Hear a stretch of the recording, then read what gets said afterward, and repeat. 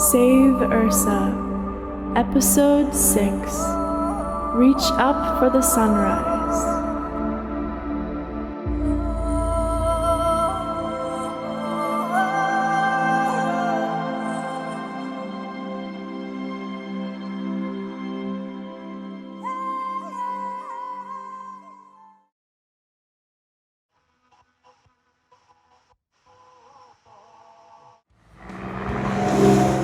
Hello, friends. Hank Waters here, manager of Windcharm's local Titan car dealership. And today, the new 1983 Titan Thumper is now available for purchase at our dealership. The Thumper is a gargantuan 4-row SUV capable of delivering a whopping 1 mile per gallon and totally does not explode into a fiery inferno when the engine overheats. I'd say get a load of all that thick black smoke coming from the exhaust, but you can't see it because this is only a radio commercial. Anyways, the Thumper SUV comes equipped with aero wheels and a bumper full of super sharp spikes, perfect for clearing the road of those pesky wildlife like deer, bears, moose, and rabbits, as well as powerful windshield wipers to help get the mess off. Because since when have a bunch of dumb animals mattered? Am I right? The Thumper comes with premium ground shaker stereo for the radio, loud enough to annoy your neighbors in nearby traffic, as well as front row seats with both heating and cooling capabilities. Your butt will never be too hot or too cold ever again. And that's just the base model. Upgrade to the XLE model and you get 5 rows of seats and an upgraded engine that delivers 2 miles per gallon. Wow! And upgrade to the Limit model and you get 6 rows of seat, an engine that delivers 3 miles per gallon, and a rear seat TV that lets you insert video cassettes so you can take that never gonna last fad called home video on the go. So, buy a Titan Thumper today. It's the perfect vehicle to get you where you need to go as well as ruining a tree hugger's day. I mean, who cares what Mother Nature thinks anyway? She's not going to do anything about it. It's like our actions are not going to cause catastrophic changes to the planet and destroy our civilization or anything. The Titan Thumper, buy it today.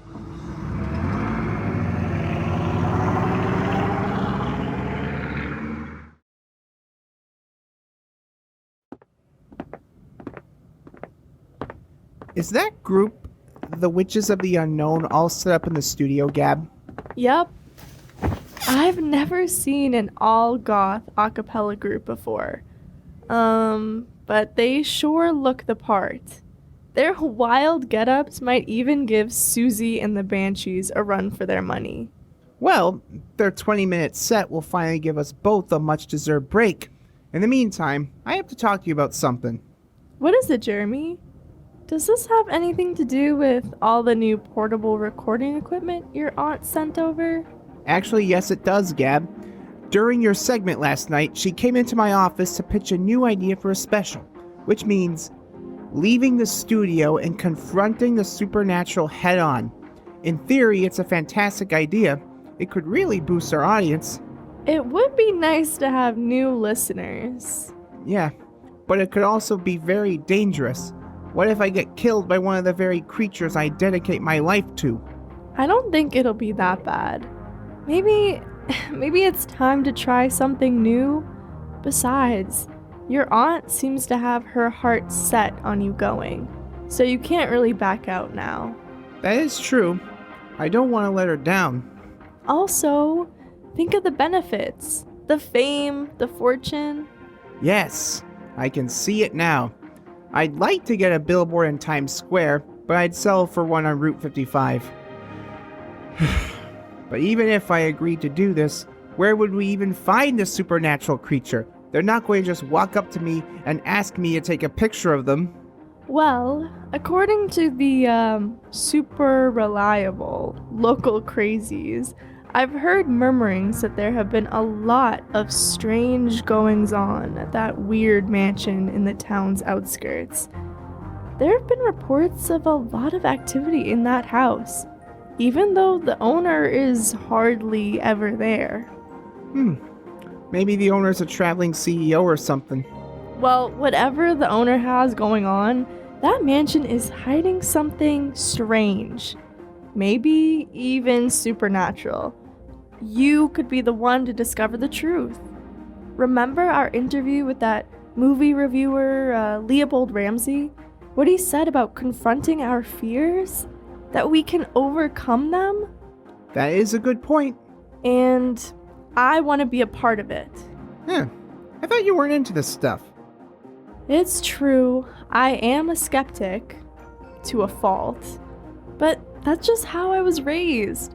I was never really encouraged to believe in the unbelievable. My parents are both scientists. They think anything that hasn't been proven by calculations and data is just a waste of time. Cab, I had no idea. You never told me about any of this. I don't talk about it, well, ever, but the story you shared on the air the other day made me think about my own experience. You had an experience? With the paranormal? Well, it pains me to say it, but I'm finally ready to reconsider it. I'm still coming to terms with what happened. My parents were always pretty busy with their work, so sending me up to my grandma's house in Maine for the summer every year was an easy solution. And luckily for me, she was happy to have me. I loved my time there. She lived on acres and acres of land. The house sat on top of a hill, overlooking a big blueberry field.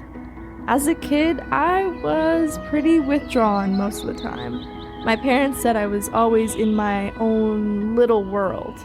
But my grandma knew how to get me out of that little world and excited about this one. She would take me hiking at the state park, swimming in the nearby lake, bird watching, just too many activities to even count. But my all-time favorite was stargazing. Now, my parents had me memorize all sorts of facts about space before I was even out of first grade. I could tell you all about the Big Bang, how galaxies were created, the different units used to measure cosmic distances. Wow. But all of these facts and figures were things I had memorized from the big heavy books in my parents' home office. You know, nobody had ever just taken me to look at the night sky before. I guess it never really occurred to me. When my grandma found out, she told me we were going on a walk after dinner. She took the time to point out all of the constellations, explaining the mythic associations of their names and how humans have been inspired by the sky for centuries. Looking out into the sky, she showed me the gods and monsters and heroes and kings and queens. You could say my mind was blown. One night in late August, we were sitting in the front yard in our pajamas, waiting to catch sight of the Perseids meteor shower. My grandma had even made us some popcorn. She had told me that I should keep my eyes on the Perseus constellation for the start of the meteor hail. I remember that I was so focused on spying any sort of glimmer in that direction that my eyes were strained and my neck was so stiff from holding my head in that upturned position. I wasn't paying any attention to our surroundings. And that's when it happened. Wait, what? This huge, hairy creature came striding out of the trees nearby. At first, I thought it was maybe a black bear, but it was walking on two legs and looked like it was coming straight for us. It was so dark outside, but I think it looked to be about 8 feet tall. My grandma grabbed me and held me tight. By some miracle, a dog started barking and that thing got spooked and ran back for the trees. I think my grandma didn't want to scare me, So she didn't react. All I could hear was her controlled breathing and her ultra-fast heartbeat. I knew we were both scared out of our minds. We waited a couple minutes to make sure we were safe, and then she practically scooped me up and we sprinted back to the safety of the house. My, that must have been one terrifying encounter. She tried to talk to me about it that night while tucking me into bed, but I couldn't utter a word. All I could remember was that big, hulking thing in the darkness and how powerless I felt. Of course, what made it worse was telling my parents about it when they came to pick me up. After they heard my story, every vivid detail, they were so mad. I remember them yelling at my grandma, saying that she was the one to blame for filling my head with dangerous nonsense. All they did on the ride back home was damage control. They did an excellent job of explaining it all away and making me feel completely idiotic in the process. That's horrible. I can understand why you're upset. It was a trick of the light, they said. You were tired and it was late, they said. Your grandma shouldn't have made you think anything like that happened. Safe to say, I was never allowed to go back to my grandma's. I was taken straight to a math and science camp every summer afterward. I had no choice but to try to forget my experience.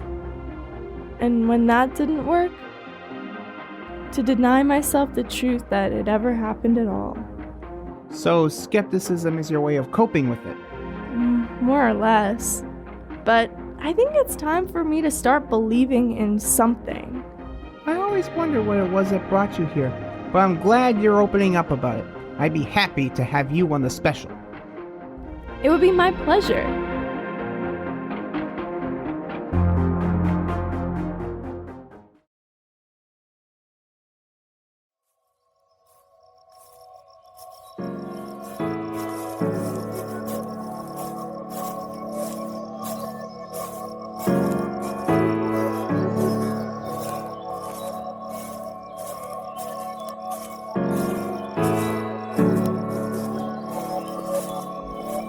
Oh, why did you wake me up this early? I want you to meet someone I met last night. He is very interesting. He needs our help this morning. Interesting. What does that mean? Well, like I said, he's different. Not like anyone I've ever met. Wow. That's saying a lot for you. He's an artist, a graffiti artist.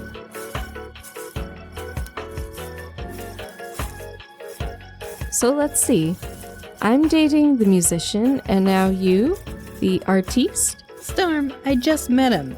He needs, our special talents. And where are we going?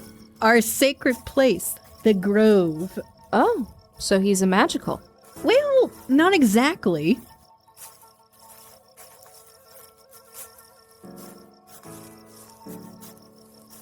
Who is this mystery man? Listen, you'll meet him soon. And his name is Duncan.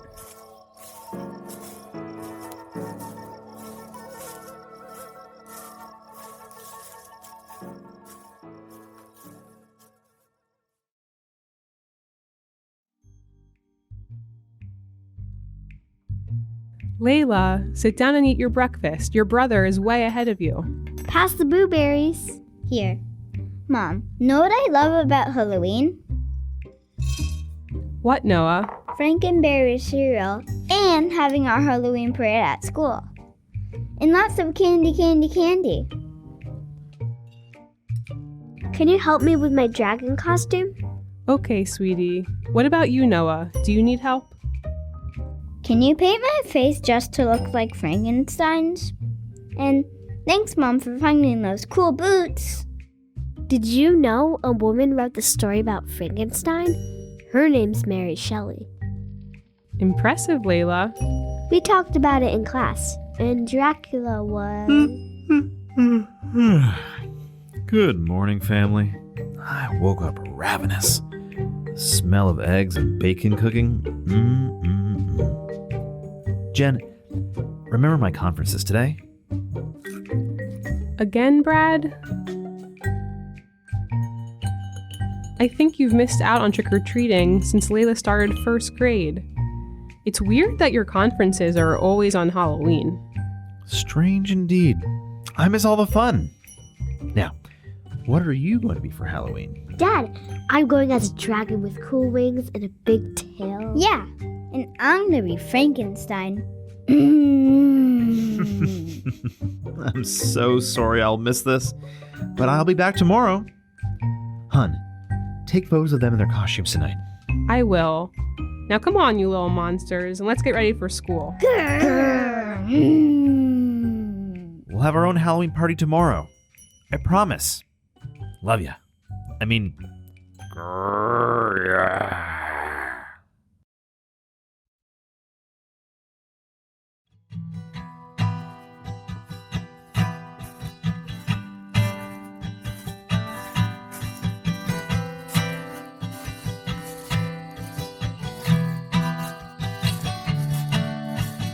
I've been chasing mountains I can't climb, holding out for heroes in the night. I find myself here in the dark. We learn to fight and learn who we are, but I am raised up to face the stars, full of light, and we are wild like a river, wild like the fire. This is my favorite spot. These oak trees, aren't they awesome? I can feel their power. Wow, look where you're stepping. There's acorns everywhere. That's what I call a good harvest. I'll have to tell Ma. What are you doing? It's good luck to put an acorn in your pocket. Yeah, well, I'll grab one too. Luck has its own magic. Ah, there you are. Who'd you bring with you? I thought I told you. Listen, you're gonna need double witch power for this task. Who knows what's in these caves? And I trust her. But You need both of us. Witches aren't all the same, you know. We have different powers. I have conjuring powers, and she has... Still to be determined. did you tell her all about me? No, not the whole story. Only... I just heard you need our help. That's all. Okay. And you know, Mildred is helping me. Mildred? What? Yes, Mildred gave him 2 magical items. Show her, Duncan. It's in my rucksack here. This one is to find the thing I lost. And this one lets me talk to those wee devils who took it. He calls them goblins. I didn't know they existed. Goblins? Wow. I know a goblin when I see it. I believe you, Duncan. Now, I've seen this Lost Finder before.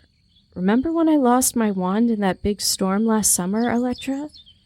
But this one... Don't break it. Oh, let me see. It's easy. Just turn on here. Turn this knob to there. And hike up the antenna. All's well, lasses. It works. Now, let's go into this cave. Time's a-wasting. I'll show you the way. I know this cave.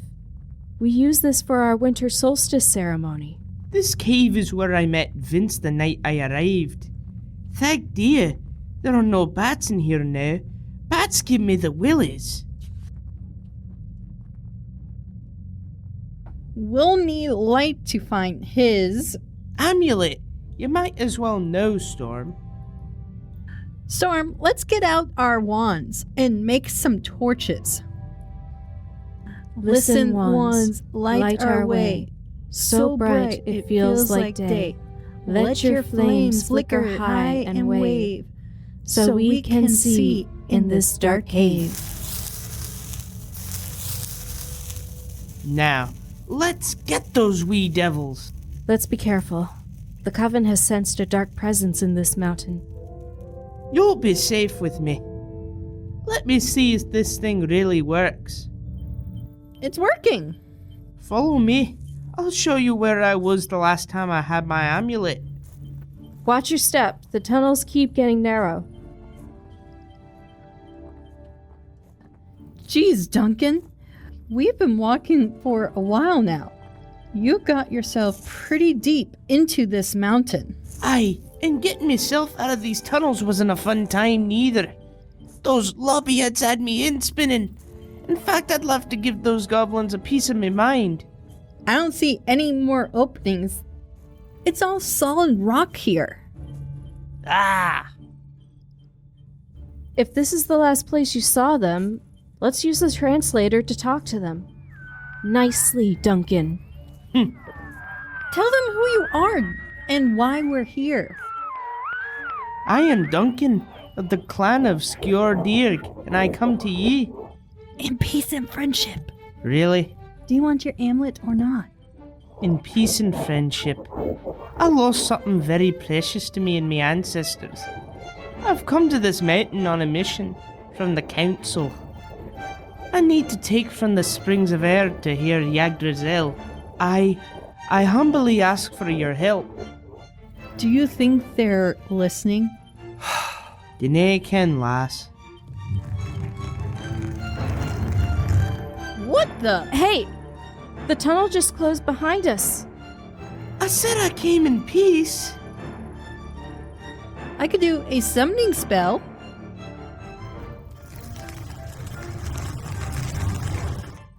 Guys, look! A doorway just appeared in the rock wall down there. Ah! Oh, I'm starting to feel like a mouse in a maze.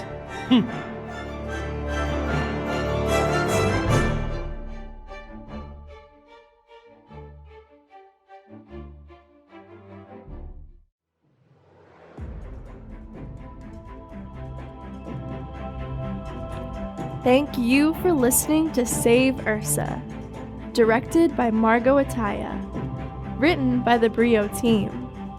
In order of appearance, this episode stars Timothy Leahy as Hank Waters from the Titan car dealership, Nicholas Stavre as Jeremy Hamilton, Alexandra Sturm as Gabriel Hart, Aaron Boyle as Storm, Aaron MacArthur as Electra, Hannah Dardashti as Jenny, Maya Feldman as Layla, Yuma Feldman as Noah, Daniel Larson as Brad, Brian Hunt as Duncan. Sound design by Margot Ataya and Alexandra Sturm. Special shout out to Nupath and WinCam. This program is supported in part by a grant from the Winchester Cultural Council, a local agency which is supported by the Mass Cultural Council, a state agency. If you're enjoying the adventure so far, let us know by leaving us a 5-star rating or review. This really helps us find new listeners. Discover exclusive content and sneak peeks on upcoming episodes by following us on Instagram and Facebook at Save Erce. We'll be back next week to continue the adventure. Tune in to find your magic.